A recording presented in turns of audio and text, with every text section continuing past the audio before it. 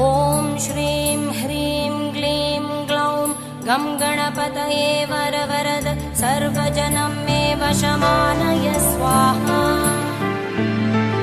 ॐ श्रीं ह्रीं क्लीं ग्लौं गं गणपतये वरवरद सर्वजनं मे वशमानय स्वाहा। ॐ श्रीं ह्रीं क्लीं ग्लौं गं गणपतये वरवरद सर्वजनं मे वशमानय स्वाहा।